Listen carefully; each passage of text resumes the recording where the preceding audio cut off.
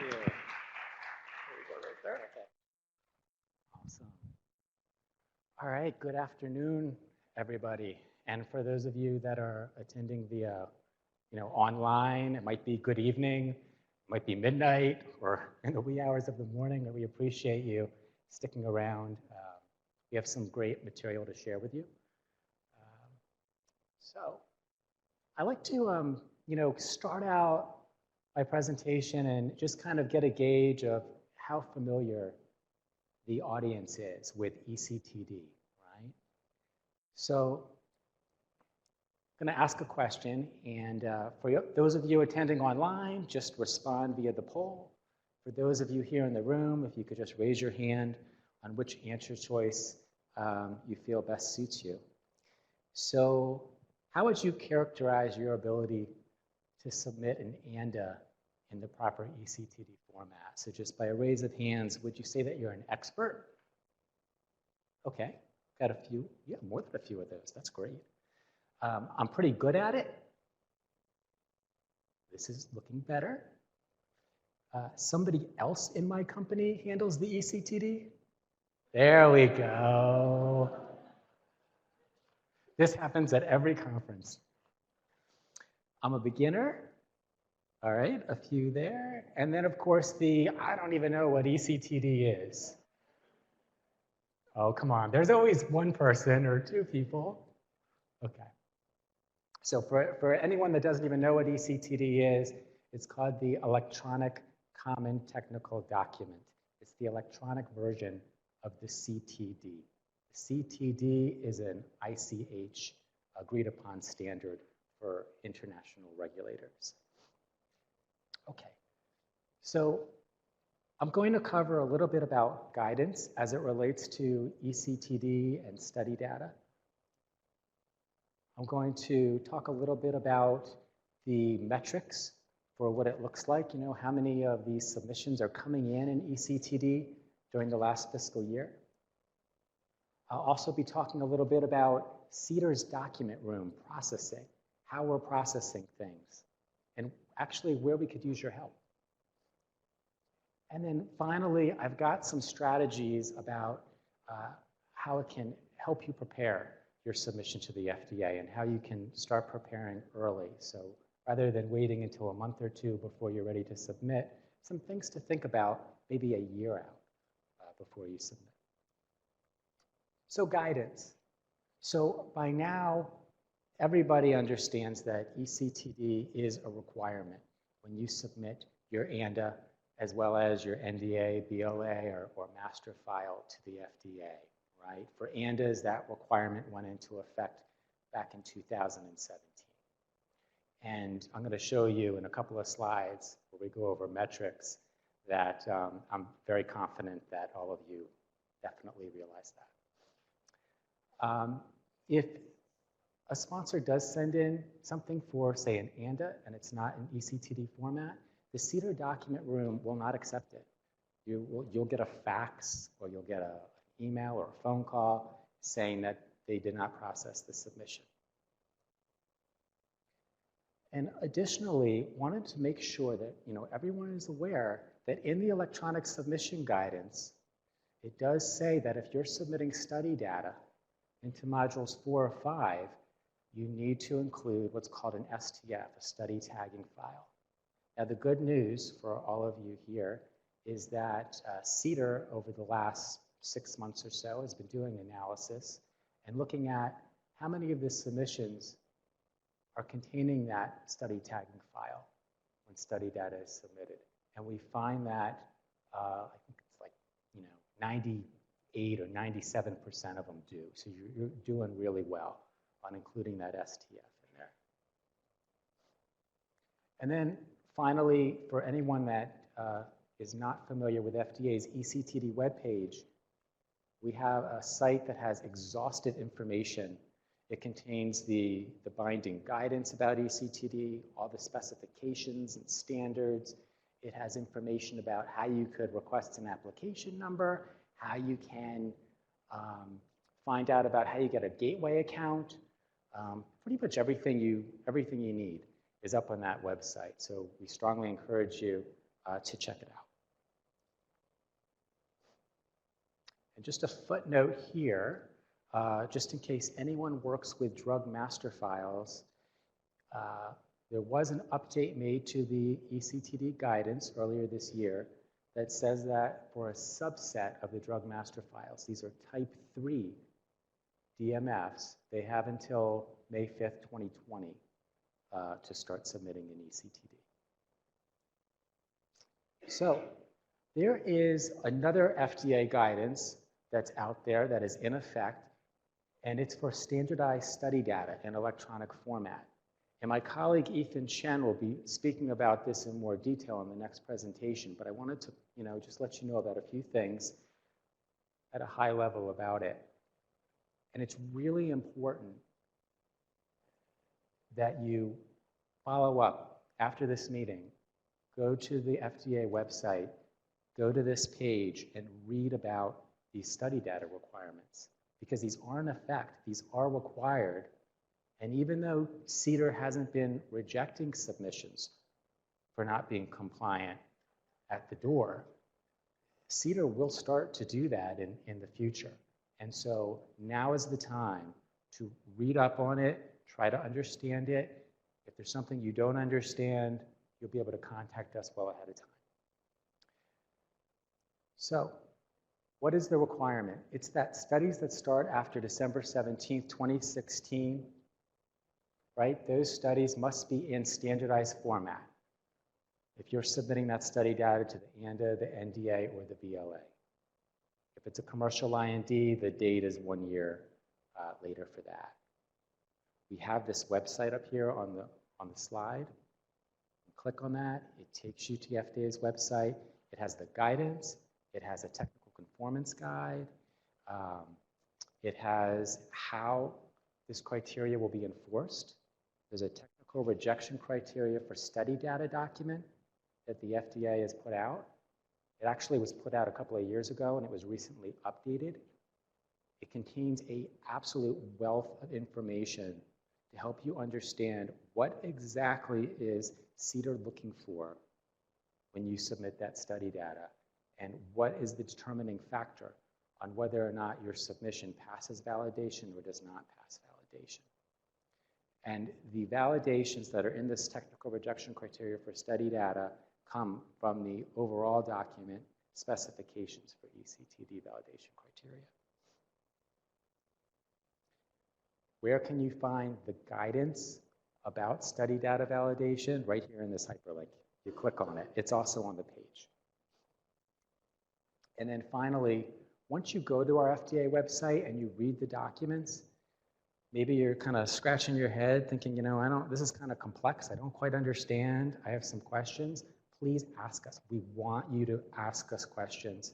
And we have an email address here at the bottom called edata@fdahhs.gov. So now I want to share some submission metrics. So CDER receives approximately 200,000 electronic submissions through the gateway each year now. Just CDER, not even counting for CBER or any of the other centers. And the great news here is that almost all of them, 192,000 out of the 200,000, were in eCTD format. So the nice thing about this chart is the blue bars are showing you the number of electronic submissions that came in through the gateway. That's the ESG, or for some of you, if you use WebTrader. And the red line shows you the percentage of those electronic submissions that were in eCTD format. So it's tremendous progress. You look at last year, like I said, almost all of them that came in through the gateway were in eCTD format, which is what we're looking for. This pays tremendous benefits to the agency. Not only are we able to process your submissions faster, but the review divisions are able to review your submissions quicker, because the submissions content is in a standardized format where we could leverage it with our tools. Breaking down these numbers a little further by application type, nearly 100% of the regulatory submissions for the ANDAs, as well as the NDAs and the BLAs, were in eCTD format,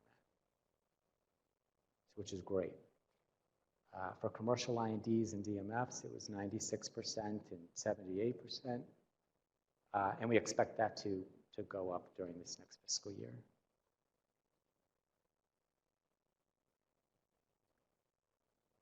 Now, I wanted to talk a little bit about CDER's effort to process these electronic submissions.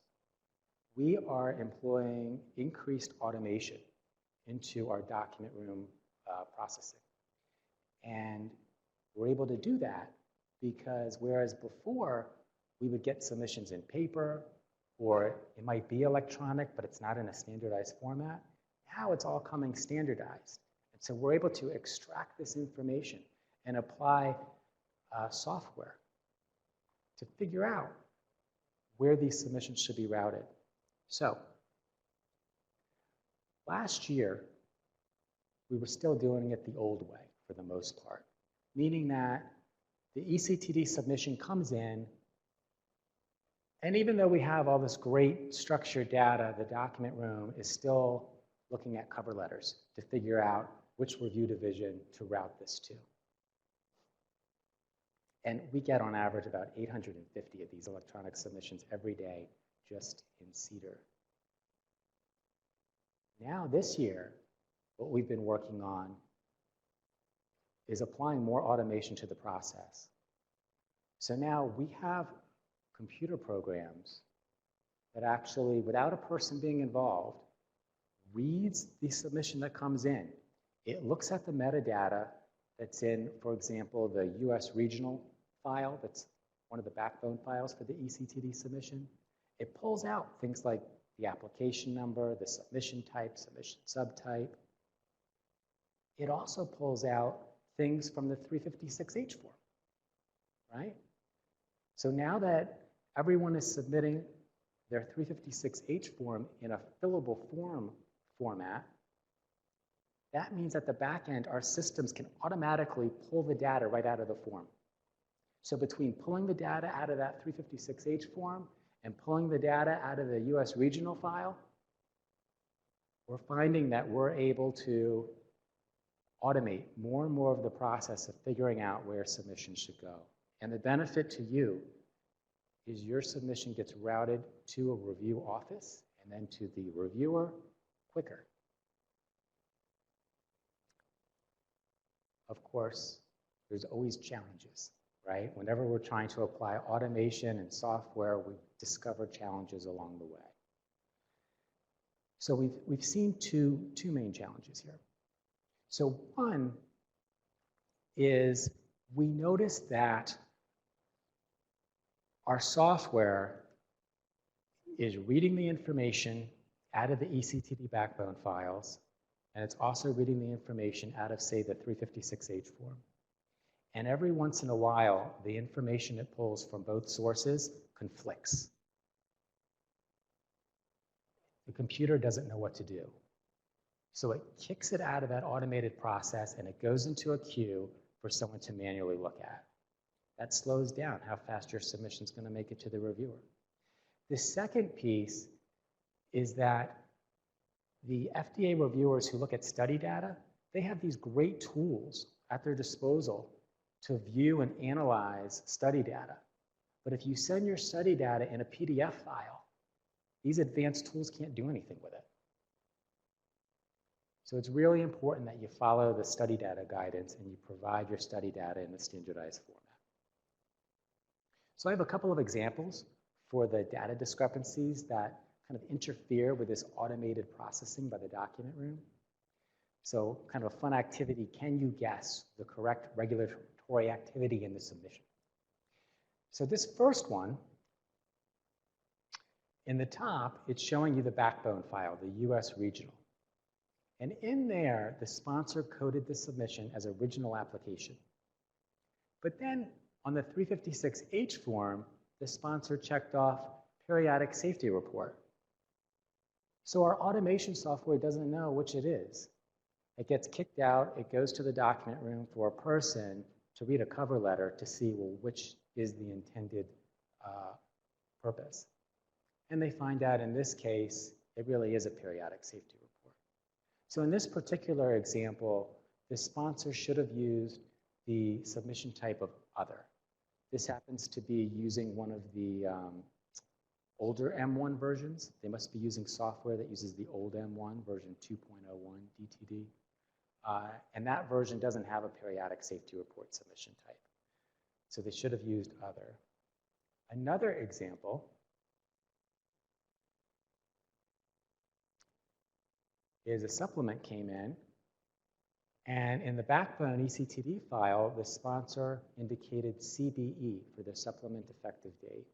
But again, on the 356H, they indicated prior approval. It's another example where the computer software can't continue. So again, it goes to a person manually looking at the cover letter to figure it out.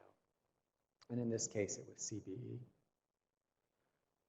So just in summary on the data discrepancy impact, when the data is submitted correctly and it's consistent between what's in the backbone file and what's on that 356H form, we're able to automate processing of the submission and it'll get to the review division quicker. But when there's a conflict, it does get kicked out. It impacts our automation capability. Someone has to look at the cover letter. And in some cases, the review division may need to contact you to get more information. And if you don't know what submission type to use, contact eSub, and the team will help you. So don't hesitate to contact eSub if you're just not quite sure what eCTD submission type to use. Okay? And now, finally, I'm going to talk about some tips here on preparing your electronic submission. So number one, as I mentioned earlier, we have this eCTD website. It is a wealth of information. It's got important dates about guidance. It has our eCTD submission standards, which is a whole catalog of specifications. It's got the FDA data standards catalog. It's got notices. Anything new that's going on with eCTD, any new updates to the guidance, it's all going to be up there. There's also a link at the bottom of the page if you're new, if you've never submitted eCTD before. You can click on that. It walks you through how to get an application number, how to get a gateway account. So we really encourage you to become familiar with this website if you don't already know about it. And don't wait until a month or two before you're ready to submit. This is something you want to look at when you know that you're going to submit something a year out. There's also the submission hierarchy to consider. How you organize your files in the submission that you're going to send in. When you send a regulatory submission into CDER, it should be structured following the Common Technical Document. This is an international standard through ICH.